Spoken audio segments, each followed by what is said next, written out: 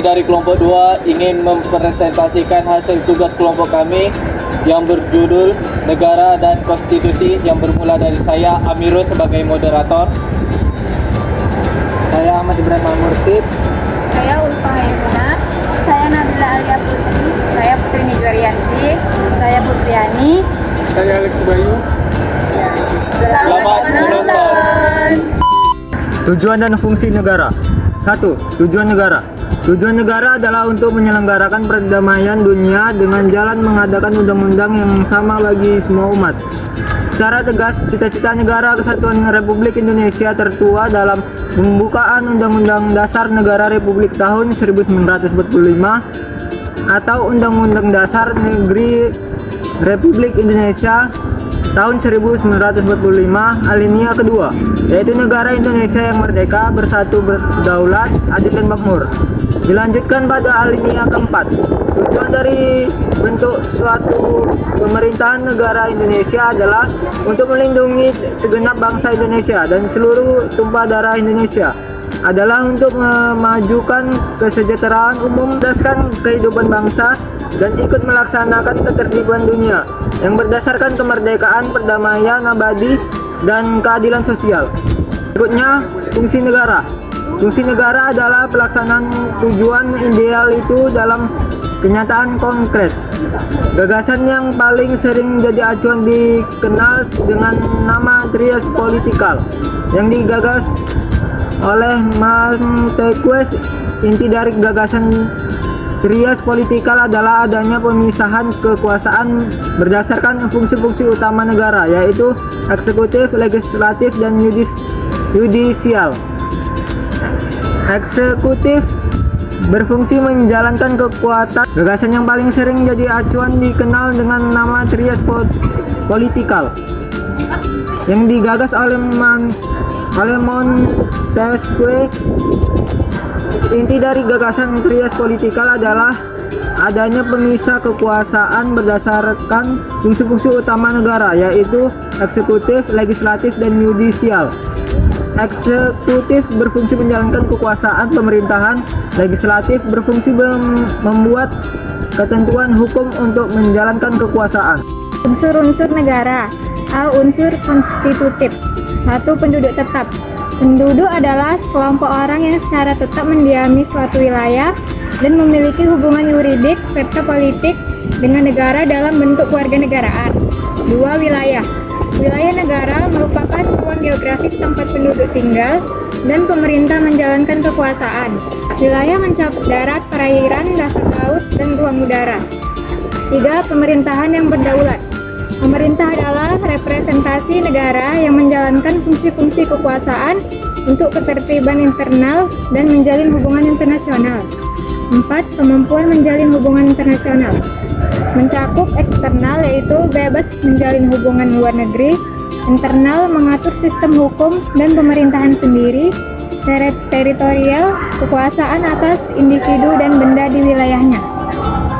B. Unsur deklaratif. 5. Pengakuan dari negara lain. Pengakuan memberikan legitimasi internasional dan mempermudah hubungan diplomatik. Adapun jenis pengakuan yang pertama, de facto, pengakuan atas kenyataan berdirinya negara. 2. De jure, pengakuan resmi berdasarkan hukum internasional. 3. Diam-diam, yaitu lewat interaksi diplomatik informal. 4. Kolektif, melalui kesepakatan multilateral. 5. Prematur, pengakuan dini sebelum syarat sepenuhnya terpenuhi. 6. Terhadap pemerintah atau demokrasi. Pemahaman konstitusi. Konstitusi adalah dasar hukum tertinggi yang berisi prinsip-prinsip dasar tentang struktur dan fungsi lembaga pemerintahan, pembagian kekuasaan, hak-hak dasar negara. Yang kedua, prinsip perubahan konstitusi. Yang pertama, perubahan konstitusi harus mengikuti prosedur yang ditetapkan dalam konstitusi itu sendiri. Yang kedua, bertujuan untuk menghindari tindakan sewenang-wenang oleh pemerintah dan menjaga prinsip konstitusional demokrasi. Fungsi dan peran konstitusi. Konstitusi tidak hanya berperan sebagai aturan, tetapi juga sebagai dokumen identitas nasional, sistem nilai bangsa, simbol kemerdekaan dan kedewasaan politik.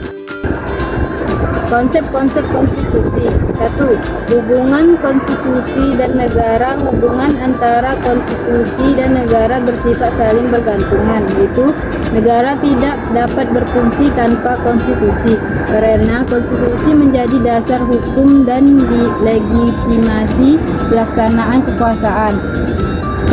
Konstitusi juga tidak dapat lahir tanpa negara, karena negara adalah entitas politik yang memungkinkan terbentuk konstitusi.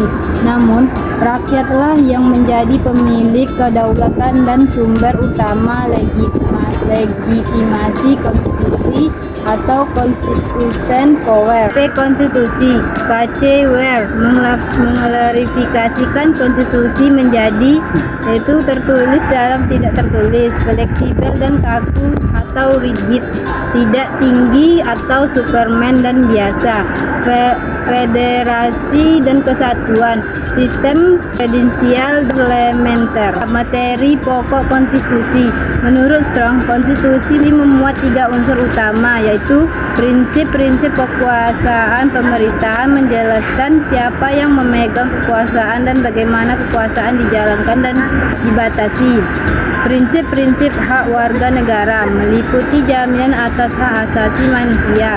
Prinsip-prinsip hubungan antara pemerintahan dan warga negara, mengatur kewenangan dan kewajiban timbal balik.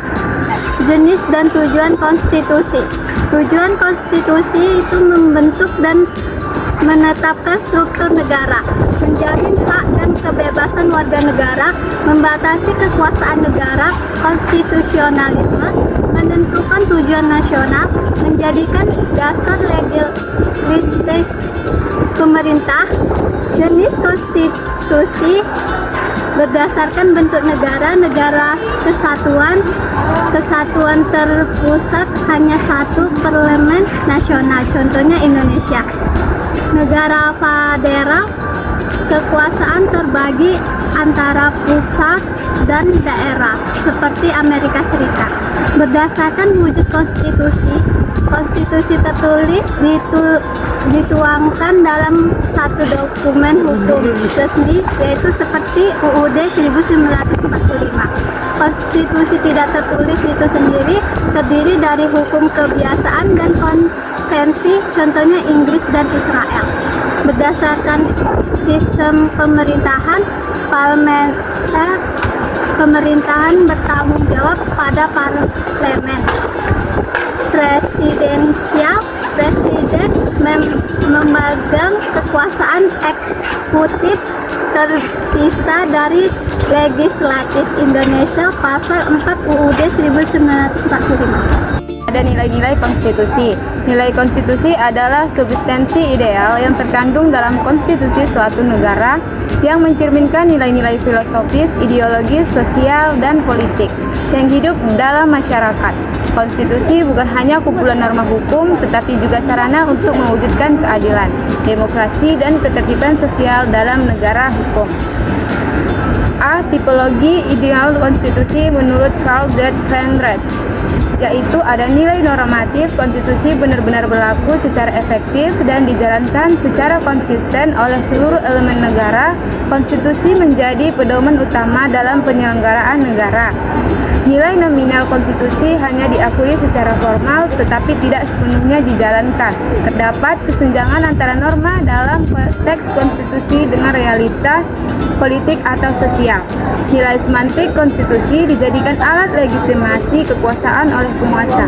Ia tidak mencerminkan nilai-nilai luhur rakyat, melainkan sekadar justifikasi politik dan kekuasaan semata. Yang B, ada dimensi nilai dalam konstitusi.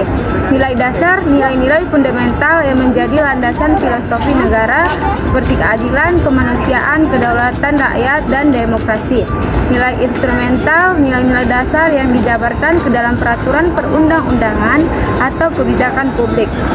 Nilai praksis, nilai yang tampak dalam praktik penyelenggaraan negara dan kehidupan masyarakat sehari-hari. Kesimpulan, negara merupakan entitas politik yang bertujuan bertujuan mewujudkan kesejahteraan, keadilan, dan kebebasan rakyat.